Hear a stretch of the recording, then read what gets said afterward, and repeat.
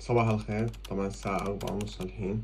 ما نمت لأنه بكرة معي أوف، بس بكرة في أشياء مرة كثير ضروري أسويها. حسام من الساعة 12 حروح المكتبة، بعدين حروح أحلق، معزوم على أكل سوري. فالحين بس حسوي سحور لأن باقي ساعة على الأذان. يا دوب يلحقني يا دوب يلحقني يا دوب يلحق يا دوب ألحق أسوي الفطور. الفطور إيه؟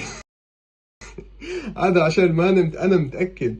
حسوي السحور، تقريبا حسوي شكشوكة بالجبن، شيء زي كذا، إن شاء الله يطلع لذيذ. يا أخوان طبعا أنا تعبت والله العظيم من البصل، كل مرة أقطع ضروري أبكي.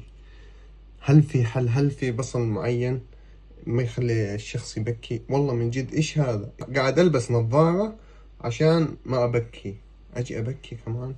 في حل؟ ألبس هذيك حق اللحام.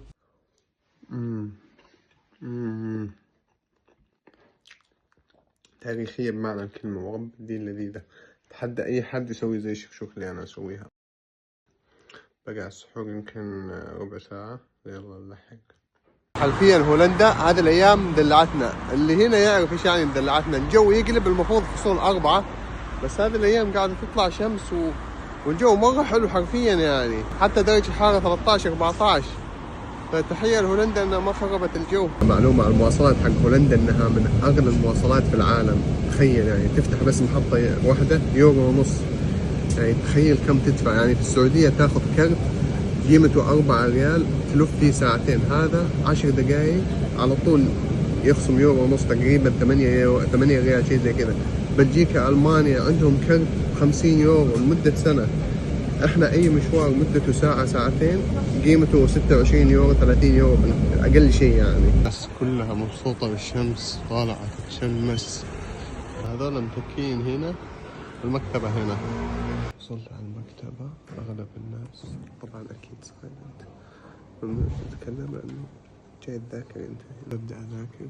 عندي شابترين ان شاء الله بخلصهم بسرعة. دعواتكم بالتوفيق.